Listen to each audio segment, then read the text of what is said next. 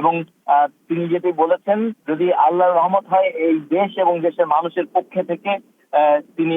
সবকিছু করতে চান যা দেশের মানুষের পক্ষে থাকবে, দেশের মানুষের জন্য যেটি কল্যাণকর হবে সেটি তিনি করতে চান। এবং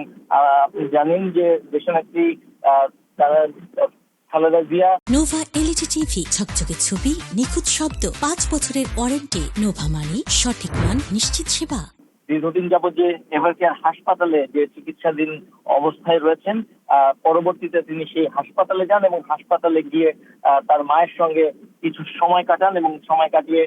পুরো সময় জুড়ে এই যে বক্তব্য তিনি গণসংবর্ধনায় দিয়েছিলেন, সেই বক্তব্যের সময় তিনি দেশবাসীর কাছে দোয়া চেয়েছেন। এবং পরবর্তীতে তিনি যখন এভারকেয়ার হাসপাতাল থেকে ফিরে আসছিলেন, সেই হাসপাতাল থেকে ফিরে আসার সময় যেই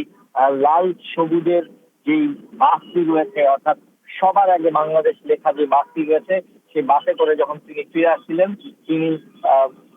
রাস্তার দুদিকে বা দুধারে থাকা যে মানুষগুলো তাকে সংবর্ধনা বা শুভেচ্ছা জানাচ্ছিলেন, হাত মেরে যারা শুভেচ্ছা জানাচ্ছিলেন, সেই মানুষগুলোকে তিনি যেমন শুভেচ্ছা জানাচ্ছিলেন, পাশাপাশি তিনি কিন্তু দুহাত তুলে তার মায়ের জন্য দোয়া ও প্রার্থনা করছিলেন এবং তার জন্য, তার দলের জন্য দোয়া প্রার্থনা করছিলেন। এবং পরবর্তীতে রাতে পুরো পরিবার সহ এভারকেয়ার হাসপাতাল থেকে তিনি রাত 8:30 নাগাদ তিনি এই বাসায় প্রবেশ করেন এবং বাসায় ঢুকে পরবর্তীতে সেখানে অবস্থান করেন। এবং আজকে তার জুম্মার নামাজ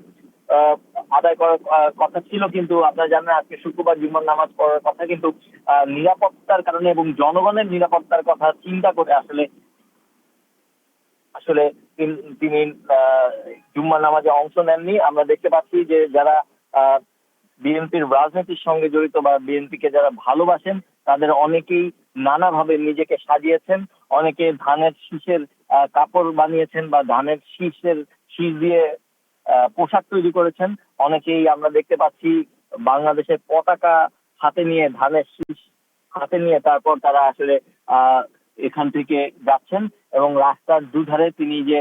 যাচ্ছেন, অর্থাৎ তার পিতা শহীদ রাষ্ট্রপতি জিয়াউর রহমানের যে সমাধিস্থল, অর্থাৎ জিয়া উদ্যানে তার যে সমাধি রয়েছে, সেখানে যে তিনি যাচ্ছেন, তার দুপাশে অসংখ্য মানুষ আমরা দেখতে পাচ্ছি। এবং এই মানুষগুলো গতকালও আপনারা জানেন যে এয়ারপোর্ট থেকে তিনি যখন 300 ফিটের পুরো রাস্তায় গেছেন, রাস্তার দুধারে লাখো লাখো মানুষ তাকে আসলে সংবর্ধনা জানিয়েছেন, শুভেচ্ছা জানিয়েছেন। স্লোগান, বিখ্যাত উক্তি ছিল সেই আই হ্যাভ আ ড্রিম, সেই উক্তিকে ধারণ করে তিনি এই কথাটি বলেছেন যে তার মতো করে তার যেমন তার জনগণকে নিয়ে এক ধরনের পরিকল্পনা ছিল, সেই পরিকল্পনার অংশ হিসেবে বাংলাদেশের জনগণকে নিয়ে বিএনপির ভারপ্রাপ্ত চেয়ারম্যান, ভবিষ্যৎ বিএনপির কান্ডারি তারেক রহমানের যে পরিকল্পনা এবং বাংলাদেশের জনগণকে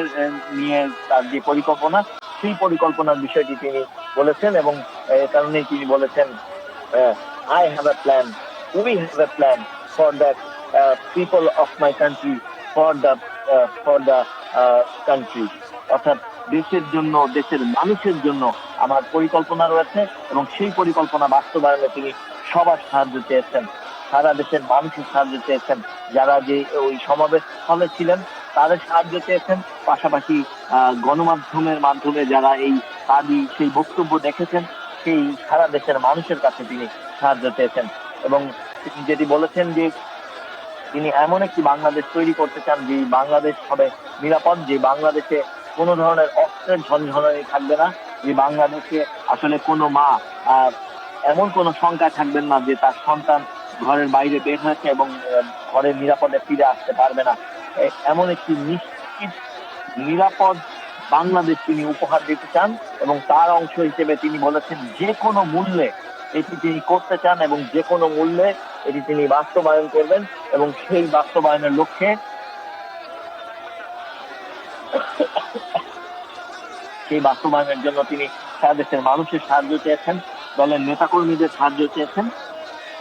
এবং তিনি যেটি বলেছেন যে এই বাস্তবায়ন করতে হলে সারা দেশের মানুষকে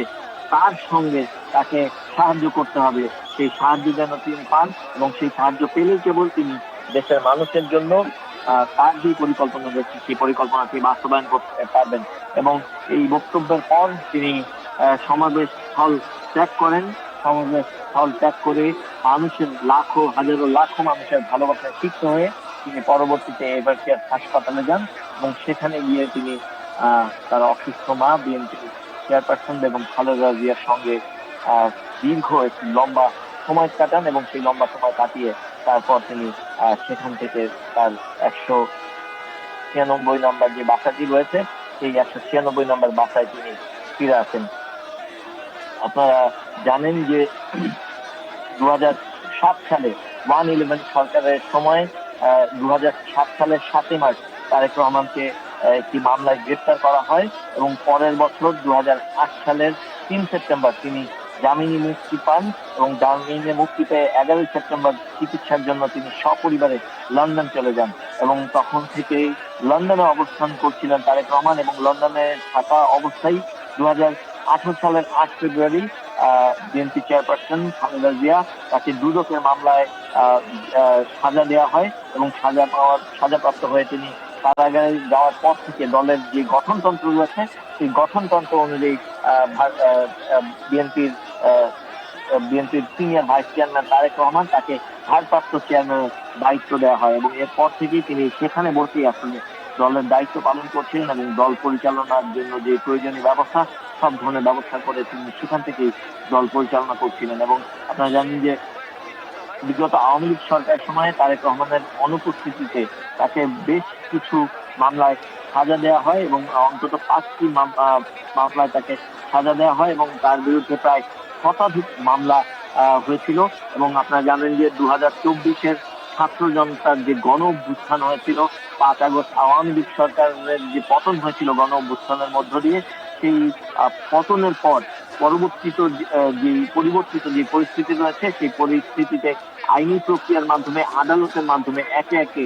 সবগুলো সাজাপ্রাপ্ত যে মামলাগুলো রয়েছে সেই মামলাগুলোতে তিনি খালাস পান এবং পরবর্তীতে তার